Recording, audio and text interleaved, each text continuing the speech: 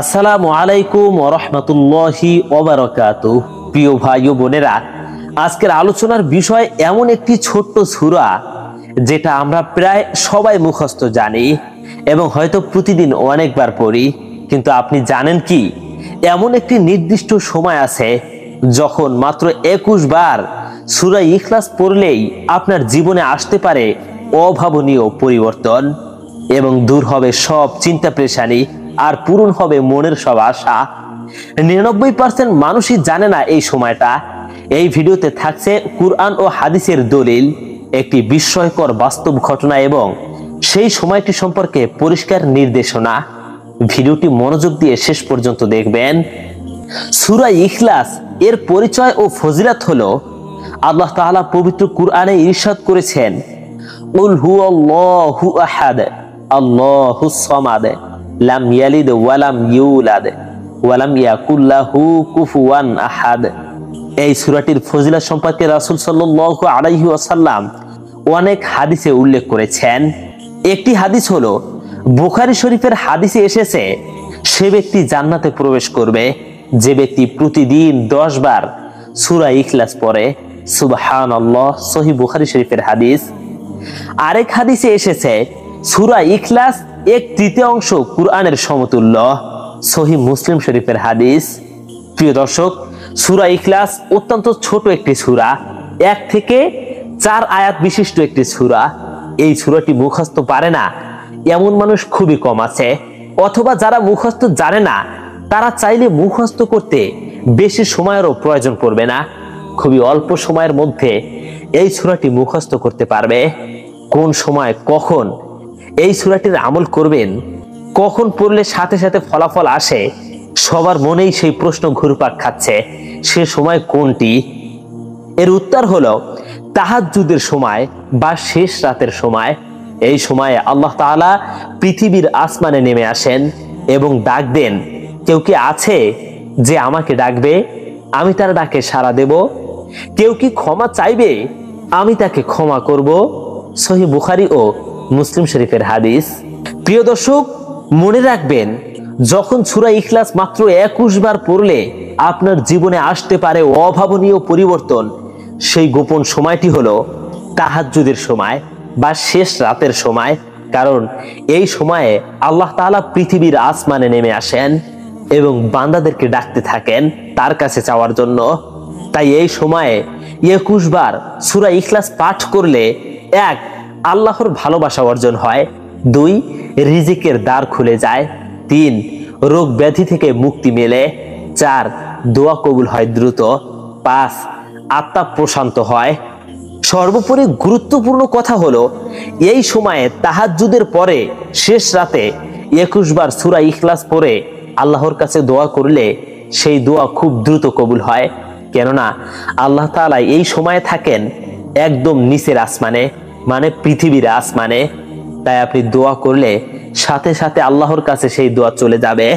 কারণ সেই সময় আল্লাহ তাআলা নিজেই ডাকতে থাকেন বান্দাদেরকে যে কেউ কি আছো, আমার কাছে কিছু চাইবে, আমি তাকে দেব। তাই এই সময়টিতে মাত্র 21 বার সূরা ইখলাস পাঠ করে আল্লাহর কাছে যে কোনো বিষয়ে দোয়া করুন। প্রিয় দর্শক, পদ্ধতিটা আমি বলে দিচ্ছি, কোন পদ্ধতিতে রাতে এই আমলটি করবেন। তা হলো, রাতে উঠুন, ওযু করে 2 রাকাত তাহাজ্জুদের নামাজ আদায় করুন। সালাত শেষে একাগ্র চিত্তে 21 বার সূরা ইখলাস পড়ুন।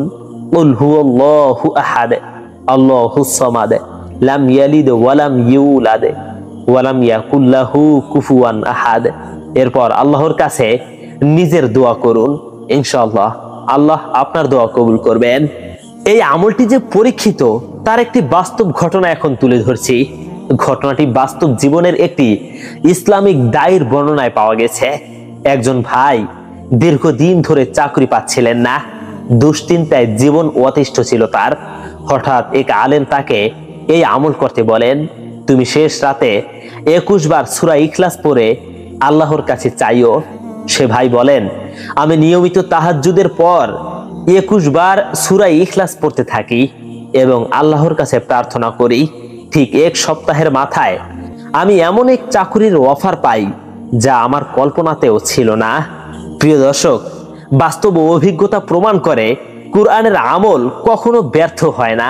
তাই এই ভাই কোরআনের ছোট্ট সূরার এই আমলটি করেছে এবং সে কিন্তু ব্যর্থ হয়নি, বরং আল্লাহ তার আমলটি কবুল করে নিয়েছে এবং সে ভালো একটি চাকরির অফার পেয়ে গেছে। তাই আপনিও আজ থেকেই এই আমলটি করা শুরু করুন। তবে কিছু সতর্কতা রয়েছে। এটা কোনো জাদু নয়, কোনো টোটকা নয় যে আপনি করবেন আর সাথে সাথেই কবুল হয়ে যাবে। এমন কারেন্টের গতিতে যদি আপনি দোয়া কবুল করাতে চান, তাহলে কিন্তু আপনি ব্যর্থ হয়ে যাবেন, আপনার দোয়া কবুল হবে না। ধৈর্য সহকারে মনোযোগের সহিত আপনাকে আমলটি করতে হবে। আর একটি সতর্কতা হলো, এটি একান্তই আল্লাহর কালামের বরকত, তাই আমলটি আল্লাহর উপর পরিপূর্ণ বিশ্বাস রেখে করতে হবে। আর আমল করার সময় মনে রাখুন, ঈমান ও একাগ্রতা অপরিহার্য। আপনার ঈমানে যদি একটু ঘাটতি থাকে, ঈমান যদি হয় দুর্বল, তাহলে কিন্তু এই আমল করলে কবুল হবে না। প্রিয় দর্শক, হাদিসে এসেছে আল্লাহ তার বান্দার প্রতি ততক্ষণ সদয় থাকেন যতক্ষণ সে তার কাছে কিছু চায়। সুবহানাল্লাহ, তিরমিজি শরীফের হাদিস। তার মানে বোঝা গেল, বান্দা যদি আল্লাহর কাছে কিছু না চায়, আল্লাহ তাআলা সেই বান্দার প্রতি রাগান্বিত হন। এবং যেসব বান্দারা আল্লাহর কাছে বেশি বেশি চায়, আল্লাহর কাছে বেশি বেশি দোয়া করে, আল্লাহ তাআলা সেই বান্দাদের প্রতি সদয় হন এবং খুশি থাকেন। তাই প্রিয় ভাই ও বোনেরা, ভুল করবেন না। শুধু মুখে পড়ে রেখে দিলে কিছু হবে না। হৃদয়ে বিশ্বাস ও দৃঢ় ইচ্ছা থাকতে হবে, নিয়মিত তা বজায় রাখতে হবে। আপনি এই আমলটি নিয়মিত করবেন। নিয়মিত বলতে, আপনি ধরেন একটি কাঙ্ক্ষিত জিনিসের জন্য আমলটি করা শুরু করলেন, এমন একটি জিনিস যেটা আপনার জীবনের জন্য খুবই গুরুত্বপূর্ণ। তাই তার জন্য আপনি লাগাতার প্রতিদিন তাহাজ্জুদের পরে এই সূরা ইখলাসের আমলটি করে যাবেন। এরপরে যখন আপনার আমলটি কবুল হয়ে যাবে, আপনি যে জিনিসটি চেয়েছিলেন, যখন সেটা পেয়ে গেলেন, তাহলে কিন্তু সাথে সাথে এই আমলটি করা বন্ধ করে দিবেন না, বরং আল্লাহর শুকরিয়া আদায়ের জন্য আপনি আরো কয়েকদিন এই আমলটি করে যাবেন। প্রিয় ভাই ও বোনেরা, আজকের আলোচনায় আমরা জানলাম সূরা ইখলাসের অসীম ফজিলাত, নির্দিষ্ট সময়ে 21 বার পাঠের প্রভাব, বাস্তব ঘটনার মাধ্যমে কোরআনের শক্তি সম্পর্কে জানলাম। এখন আপনার উপর দায়িত্ব, এই ভিডিওটি আপনার বন্ধু, পরিবার এবং প্রিয়জনের মাঝে শেয়ার করুন, যেন তারাও এই ফজিলত থেকে বঞ্চিত না হয়। আল্লাহ আমাদের সবাইকে সূরা ইখলাসের সঠিক আমল করার তৌফিক দান করুক, আমিন। প্রিয় দর্শক, যারা সূরা ইখলাস মুখস্থ পারেন না বা মুখস্থ পারেন কিন্তু সহি শুদ্ধভাবে পারেন না, তাদের জন্য আমি এখন সূরা ইখলাস পড়ে শোনাইতেছি। আমার সাথে সাথে উচ্চারণ করে সূরা ইখলাস পড়ুন। আমি আরবির পাশাপাশি বাংলা উচ্চারণ সহ দিয়েছি। এখান থেকেই এখনই শুদ্ধভাবে সূরা ইখলাস মুখস্থ করে নিন। আউযু বিল্লাহি মিনাশ শাইতানির রাজীম। বিসমিল্লাহির রহমানির রহিম। কুল হুয়াল্লাহু আহাদ, আল্লাহুস সামাদ, লাম ইয়ালিদ ওয়া লাম ইউলাদ ওয়া লাম ইয়াকুল লাহু কুফুয়ান আহাদ। প্রিয় দর্শক, এই হলো 4 আয়াত বিশিষ্ট সূরা ইখলাস। খুবই ছোট, মুখস্থ করতে বেশি সময় ব্যয় হবে না। আপনি একটু মনোযোগের সহিত পড়ুন, মুখস্থ করার চেষ্টা করুন। এক ব্যক্তি প্রতি ওয়াক্ত নামাজে সূরা ইখলাস তিলাওয়াত করত।